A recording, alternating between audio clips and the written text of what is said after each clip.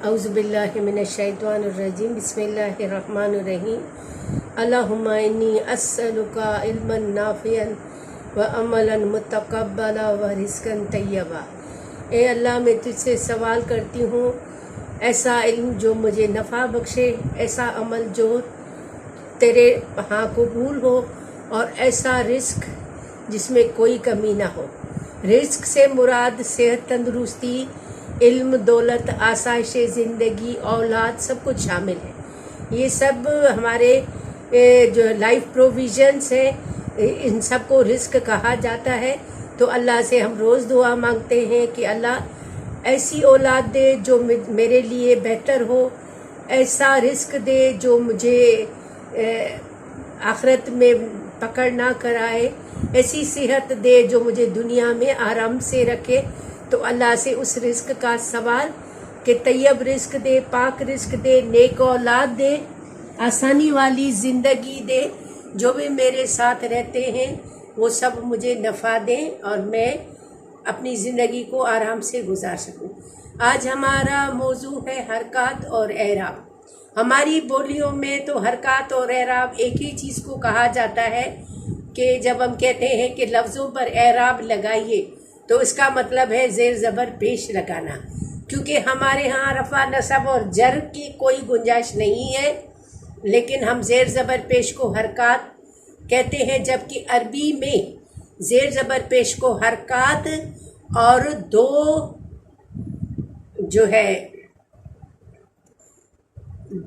زبریں، دو زیریں اور دو پیش جو ہے وہ لگنے کو جو ہے اعراب کہا جاتا ہے۔ اعراب کے معنی ہے کسی لفظ کو عربی بنانا۔ تو ہمارے ہاں حرکات تو رائج ہے کہ زیر کو زبر ہے، پیش ہے، اور چوتھی جو ہے حرکات کی قسم ہے سکون یا ضمہ۔ ہمیں معلوم ہے کہ حرکات کی 4 قسمیں ہیں۔ عربی میں زیر کو کسرہ کہا جاتا ہے، زبر کو فتحہ کہا جاتا ہے، پیش کو ضمہ کہا جاتا ہے، اور جزم کو سکون یا جزم کہا جاتا ہے۔ جس پر زیر آئے اس کو کسرہ جس لفظ پر کسرہ یا زیر آئے اسے مکسور یعنی مفعول، جس کو کسرہ دیا گیا ہو اس کو مکسور یا کسرہ دیا گیا کہتے ہیں۔ جس پر زبر آئے اسے مفتوح، مفعول کا وزن یعنی جس کو فتحہ دی گئی ہو۔ جس پہ پیش آئے اس کو مضموم یا جس کو ضمہ دیا گیا ہو، اور جس پر سکون یا جزم آئے تو اس لفظ کو مجزوم کہا جاتا ہے۔ حرکات کو دیکھیں۔ سنا، سین پہ ہم نے پیش لگایا، لکھا، لام پہ ہم نے زیر لگایا، پڑھا۔ تو یہ حرکات ہیں کہ لفظوں کے حرفوں کے شروع میں جو آتی ہیں وہ حرکات ہیں۔ جیسے عربی میں یہی تو ابواب کے نام سے یہی تو ہے کہ ابواب جو ہے 3 جو فعل کے جو 3 جو روٹ ہوتے ہیں، فا عین لام جو روٹ ہوتے ہیں، ان کی جو حرکات چینج ہوتی ہیں، انہی کے چینج ہونے کا نام ابواب کا چینج ہونا ہوتا ہے، اور پھر اس کی خاصیت بھی بدل جاتی ہے۔ یعنی جیسے ہی باب بدلا تو باب کی خاصیت کے ساتھ ہی اس کے معنی میں بھی تبدیلی آئی۔ جیسے سمع، سین زبر سا، میم زیر می، عین زبر آ، سمع۔ فتح، فا زبر فا، تا زبر تا، فتح۔ کروما، کا زبر کا، را پیش رو، کرو، میم زبر ما، کروما۔ تو یہ ہے کہ جب باب سمع سے جو ہے کوئی فعل آتے ہیں تو پھر جو ہے ان کی خاصیت عارضی ہوتی ہے۔ فتحہ سے جو آتے ہیں تو ان میں جو حروف حلقی کا استعمال ہوتا ہے، اور لازم افعال باب کروما سے آتے ہیں۔ تو یوں ہمیں پتہ چلا کہ حرکات کی تبدیلی سے معنی بدلتے ہیں۔ جیسے ہم نے 2 لفظ لکھے ہیں، سما۔ سما کے معنی ہے پھر۔ سما حرف عطف ہے، آپ کو پڑھایا تھا وافا اور سما حرف عطف ہے، اس کے معنی ہے پھر، آخر کار۔ لیکن جب سما کی جگہ سما آئے گا، سا پر جو ہے زبر آئے گا تو پھر وہاں پر اس کے معنی پھر نہیں بلکہ وہیں پر یا ہنالک اسی جگہ پر آئیں گے۔ تو دیکھیں حرکت کی تبدیلی سے الفاظ کے معنی میں تبدیلی آئی۔ حرکات 4 قسم کی ہیں: زیر زبر پیش، فتح کسرہ، ضمہ اور سکون، جبکہ اعراب صرف 3 ہوتے ہیں: رفع، نصب، جر۔ کسی بھی اسم کی اعرابی حالتیں 3 ہوتی ہیں، چوتھی ممکن نہیں۔ اعراب اسم کی حیثیت اور مرتبہ بتانے والی علامات کو کہا جاتا ہے، جبکہ حرکات کا تعلق حروف سے ہوتا ہے۔ اعراب اسم کی حیثیت اور مرتبہ متعین کرتی ہیں، جبکہ حرکات کا تعلق حروف سے ہوتا ہے۔ اعراب کا تعلق اسماء سے ہوتا ہے۔ اعراب کی حالتیں 3 ہیں، چوتھی ممکن نہیں۔ اعراب خفیف اور ثقیل ہو سکتا ہے۔ حرکات ثقیف اور خفیف نہیں ہوتی، حرکات ایک ہی ہوتی ہیں۔ شروع میں اگر زیر لگا تو شروع میں ہم کبھی 2 زیر نہیں لگا سکتے، 2 پیش نہیں لگا سکتے، 2 زبر نہیں۔ اعراب ہمیشہ اسم کے آخری لفظ پر آتا ہے، جبکہ حرکات اسماء کے اور حروف کے شروع میں آتی ہیں۔ حرکات حروف کے اور اسماء کے شروع میں آتی ہیں، جبکہ اعراب لفظ کے یا اسم کے آخری حرف پر آتا ہے۔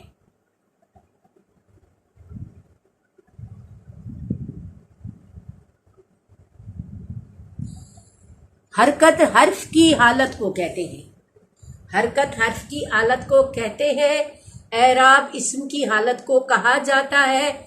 اعراب ثقیل اور خفیف ہوتے ہیں۔ اعراب ہیوی اور جو ہے ہلکے ہوتے ہیں، جبکہ جو حرکات خفیف اور ثقیل نہیں ہوتی، وہ یکساں ہی رہتی ہیں۔ اب ہمیں پتہ چلنا چاہیے کہ کون سے اعراب ہیں جو ثقیل ہیں اور کون سے جو ہے ہلکے ہیں۔ تو ہمیں ویسے تو پتہ چلا کہ اعراب کی کل 3 حالتیں ہیں: رفع، نصب اور جر، لیکن اعراب کی قسمیں 14 ہیں۔ ان میں سے 7 اعراب جو ہے خفیف یا ہلکے ہیں، لائٹ ہے، اور 7 جو ہے ثقیل یا ہیوی ہے۔ ثقیل یا ہیوی اعراب ان الفاظ کو کہا جاتا ہے جن پر نون کی آواز نکلے۔ جن الفاظ میں سے جن کے آخر میں نون کی آواز نکلے وہ اعراب جو ہیں ثقیل کہلاتے ہیں، جیسے مسلمن، مسلمانی، مسلمینی، مسلمون، مسلمینا، مسلمینا۔ مسلمن کوئی ایک مسلمان، نون کی آواز آئی، مسلمانی 2 مسلمان، مسلمینی سارے مسلمان۔ جمع کا صیغہ ہے، جب سارے مسلمان ہوں گے تو پھر ہم کہیں گے مسلمون حالت رفع، مسلمینی حالت نصب اور مسلمینی حالت جر۔ مسلمینی ریپیٹیشن ہے، یہ حالت نصب اور جر میں ان کی شکل ایک جیسی رہتی ہے۔ یہ جمع مذکر کا صیغہ ہے کہ جب جمع مذکر غائب کا صیغہ ہوگا تو ہم اس کو مسلمون، وہ سارے مرد مسلمان، لیکن جب ان کو ہم نصب اور جر میں دکھانے کی کوشش کریں گے تو ان دونوں کی شکل مسلمینی ہوگی۔ خفیف اعراب کس کا ہوتا ہے؟ خفیف اعراب جو ہے زیادہ تر تو غیر منصرف اسماء پر آتا ہے۔ منصرف اسماء ان اسماء کو کہا جاتا ہے جن پر تنوین آتی ہے۔ منصرف یعنی جو 3 شکلیں بدلتے ہیں زیدن زیدن زیدن، تو یہ منصرف ہے جو 3 شکلیں بدلے، اور جو 2 شکلیں بدلے ان کو غیر منصرف کہا جاتا ہے، یعنی صرف کرنا، منصرف صرف کرنا، کنزیوم کرنا، خرچ کرنا۔ تو جو منصرف ہیں وہ 3 شکلیں بدلتے ہیں، جو غیر منصرف ہیں یعنی جن کو ہم زیادہ صرف نہیں کر سکتے وہ صرف 2 شکلیں بدلتے ہیں، جیسے ابراہیم حالت رفع، ابراہیمہ حالت نصب، اور جب جر میں بھی لکھیں گے تو ابراہیمی نہیں لکھیں گے کیونکہ ان پر ویسے ہی تنوین نہیں تھی۔ جب تنوین نہیں آئی تو پھر اب اس پہ زیر بھی نہیں آئے گا۔ جو تنوین والے اسماء ہوتے ہیں وہ جو ہے پھر 2 پیش 2 زبر 2 زیر کے ساتھ لکھتے ہیں، لیکن جن اسماء پر 1 پیش آتا ہے تو ان کی 3 شکلیں نہیں بلکہ 2 شکلیں بدلتی ہیں۔ منصرف وہ اسماء ہوتے ہیں جس پر 1 حرکت آتی ہے، اور منصرف اسماء پر 2 حرکتیں آتی ہیں، غیر منصرف اسماء پر صرف 1 حرکت آتی ہے، اور پھر ان کی جو ہے نا ان کا حالت نصب اور جر ایک ہی ہوتی ہے، جیسے ابراہیم ابراہیمہ ابراہیمہ، آدم آدمہ آدمہ۔ اب آدمی کو ہم زیر نہیں دیں گے کیونکہ یہ قاعدہ ہے کہ تنوین والے اسماء 3 شکل بدلتے ہیں، جن پر صرف 1 پیش آئے تو وہ پھر 2 ہی شکل بدلتے ہیں، ان پر زیر نہیں آتے۔ اور دوسرا جو ہے ہلکا جو اعراب ہوتا ہے وہ اس میں مضاف کا اعراب ہوتا ہے، یعنی جب ایک اسم دوسرے اسم کے ساتھ نسبت کرتا ہے تو پھر اپنے اعراب کی جو ہے وہ جو ہے ہیوی ہونا وہ ختم کر دیتا ہے، تو اس میں مضاف پر ال بھی داخل نہیں ہوتا، اور اسم جب مضاف بنتا ہے کسی کے ساتھ اضافت کرتا ہے تو اس کی تنوین بھی جاتی رہتی ہے۔ تو وہ اگر 2 پیش کے ساتھ ہوتا ہے تو اس پر 1 پیش آتا ہے، 2 زبر کے ساتھ آتا ہے تو اس پر 1 زبر آتی ہے، 2 زیر کے ساتھ آتا ہے تو اس پر 1 زیر آتی ہے۔ یوں اس میں مضاف کا اعراب ہلکا یا خفیف ہوتا ہے۔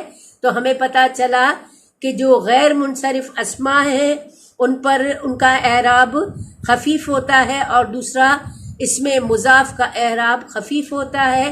جن پر نون تنوین یا نون اعراب آئے تو ان کا جو ہے اعراب ثقیل ہوتا ہے۔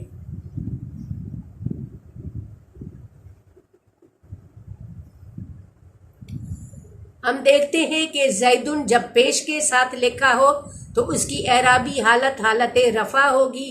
جب زیدن کو 2 زبر اور 1 الف کے اضافے کے ساتھ لکھا جائے تو یہ اس کی حالت نصبی ہوگی، اور جب زیدن کو 2 زیر کے ساتھ لکھا جائے تو یہ حالت جر میں ہوگا۔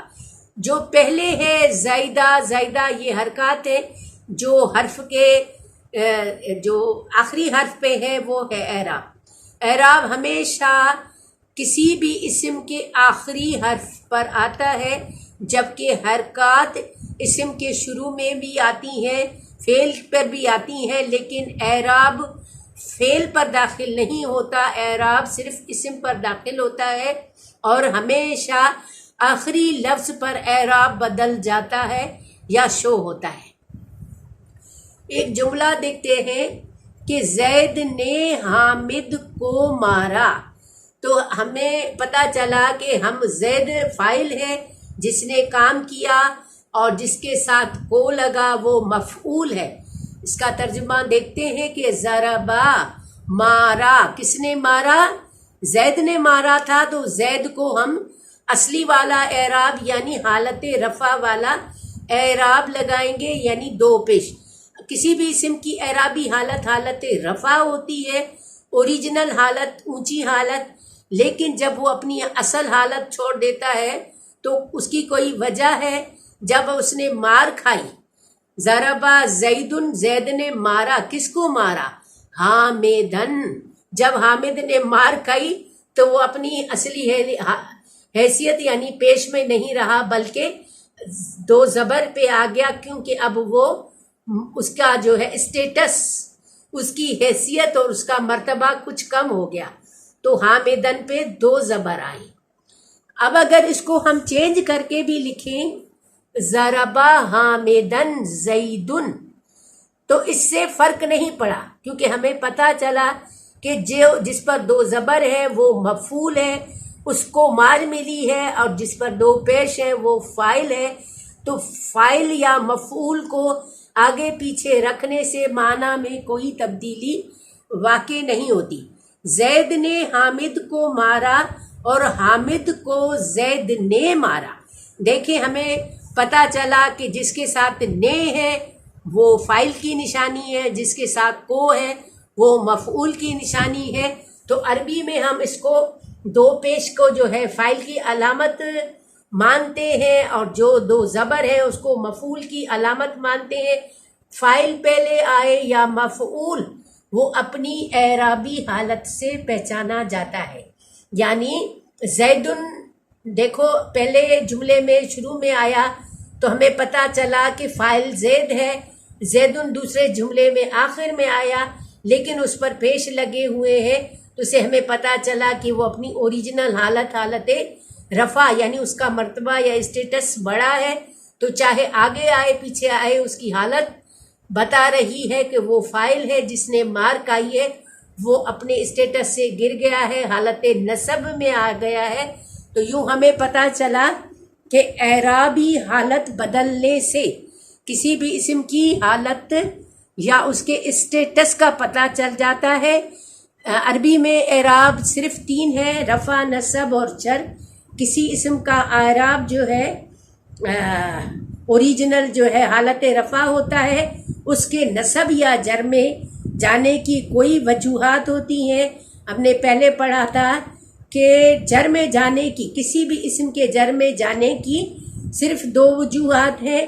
ایک تو اس پر حرف جارہ داخل ہو تو وہ مجرور ہو جاتا ہے اور حالت جر میں چلا جاتا ہے، اور دوسرا ہم نے پڑھا تھا کہ کبھی ایک اسم دوسرے اسم کے ساتھ جب نسبت اضافت کرتا ہے تو جس کے ساتھ نسبت ہوتی ہے وہ حالت جر میں لکھا جاتا ہے، وہ مضاف الیہ ہمیشہ حالت جر میں ہوتا ہے۔ اب ہم نے یہ پتہ چلایا کہ اس میں مضاف، ہم نے وہاں پہ مضاف الیہ کا قاعدہ سیکھا تھا، اس میں آج ہم نے مضاف کا قاعدہ سیکھا ہے کہ مضاف کا جو ہے اعراب جو ہے خفیف ہوتا ہے، یعنی جب کوئی اسم مضاف بنتا ہے تو نہ ہی اس پہ تنوین آتی ہے اور نہ ہی اس پر ال آتا ہے، اور وہ ہلکا اور خفیف ہو جاتا ہے۔ زیدن، جب زیدن پیش کے ساتھ ہوگا تو زیدو ہو جائے گا، جب زیدن زبر کے ساتھ ہوگا تو زیدی ہو جائے گا، اور جب زیدن زیر کے ساتھ ہوگا تو زیدی ہو جائے گا۔ قرآن پاک میں آپ اس کی مثالیں دیکھیں کہ جب مضاف حالت رفع میں حالت نصب اور جر میں لکھا گیا تو اس کی حالت کس طرح چینج ہوئی۔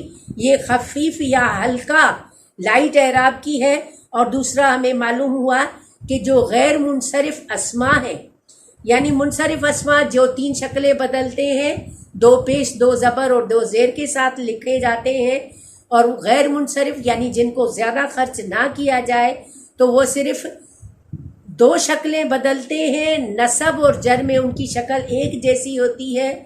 انشاءاللہ اس کو پڑھنے کی کوشش کریں گے کہ غیر منصرف اسماء کو ہم کیسے پہچانیں، اور منصرف اسماء کا تو پتہ ہے کہ ان کی 3 حالتیں ہوتی ہیں۔ جب حالت رفع میں ہوتا ہے تو 2 پیش کے ساتھ ہوتا ہے، حالت نصب میں 2 زبر کے ساتھ، اور حالت جر میں 2 زیروں کے ساتھ ہوتا ہے۔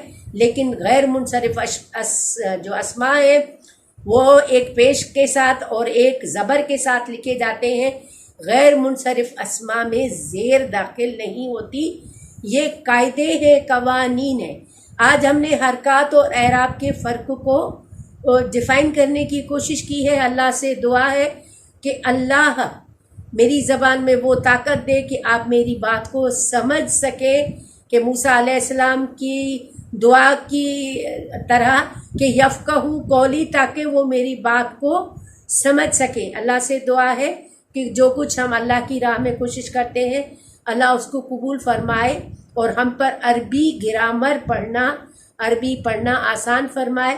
آپ سے گزارش ہے کہ آپ جو کچھ پڑھتے ہو کم از کم اس لیکچر کو تفریح طبع کے طور پر نہ لیں، صرف کہ پڑھیں یا صرف سنیں، کیونکہ یہ الجبرا اور حساب کی طرح ہے کہ آپ اس کو اوپر اوپر سے دیکھو گے تو آپ اس میں کوئی دلچسپی نظر نہیں آئے گی، لیکن جب آپ اس کو میتھ کی طرح 2 دونی 4 اور 2 چھکے 12 کر کے دیکھو گے تو پھر آپ کو مزہ آئے گا کہ کس طرح یہ ملٹی پلائی ہوتا ہے۔ لیکن جب آپ دریا کو اوپر سے دیکھو گے تو آپ کو خالی پانی نظر آئے گا، لیکن جب آپ کو پتہ چلے گا کہ اس دریا کی ریت میں سونے کے ذرات ہیں اور ان سونے کے ذرات کو آپ ریت میں سے چھاننے کی کوشش کرو گے تبھی آپ کو کچھ ملے گا۔ صرف خواہش سے آپ خواہش کرو کہ جو دریا کی ریت میں سونا ہے وہ مجھے مل جائے، وہ کبھی نہیں ہوتا جب تک کہ آپ چھلنی لے کر اس کو محنت سے چھانو گے نہیں یا دریا اور سمندر میں غوطہ نہیں لگاؤ گے تو آپ کو ہرگز ہیرے اور جواہر نہیں ملیں گے۔